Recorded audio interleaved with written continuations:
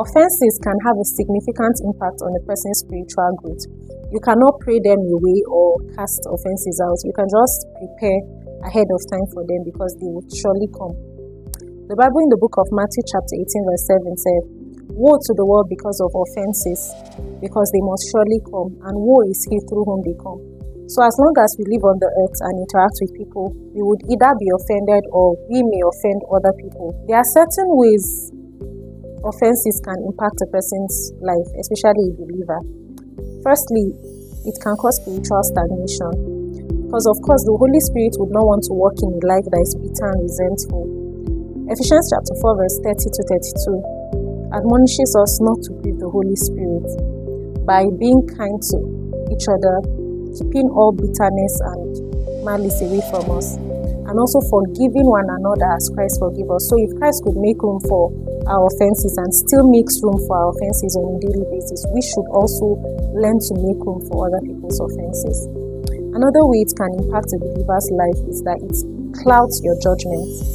So you begin to view people's words and actions in a misinterpreted way. You begin to misinterpret them as offenses.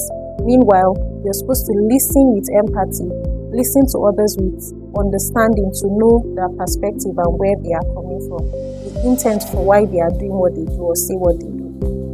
Another way it can impact a person's life is it hinders your prayers. 1 Peter chapter 3 verse 7 speaks to husbands to dwell with their wives in understanding as the weaker vessels, so that their prayers will not be hindered. So it doesn't also only speak to the husbands alone, but for the spouses in general. If you're not dwelling together in peace, you can hardly pray and then God will listen to your prayers. That's why Psalm 66 verse 18 said, "If I had cherished iniquity in my heart, the Lord would not have heard me." An offense is a form of iniquity, it's a form of sin. And if you keep it in your heart for so long, you would keep the Holy Spirit far away from you and your prayers would be hindered.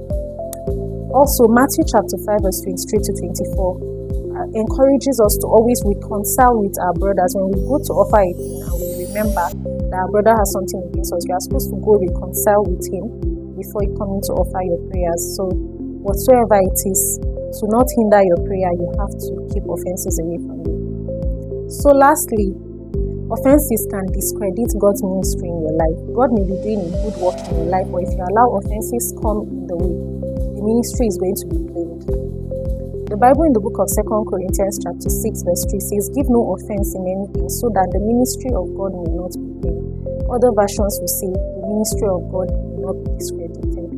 So it points a finger at the ministry of God in your life. And also, if you're the one offending some other person and you realize that you have offended somebody, no matter the amount of tongues you speak, it will not replace the sorry or apology you need to give to others in English. So if you realize that you have offended someone, all you need to do is reconcile, make peace immediately, so that your prayers will not be hindered, so that you can be able to grow, you can be able to ascend spiritually. It is absolutely not easy to live above offenses, but with intentionality and by relying on the strength of the Holy Spirit, you can actually live above them. When you overcome offenses, you truly begin to rise in your walk with God. And the farther offenses are away from you, the closer the Holy Spirit is to you. Thank you for listening.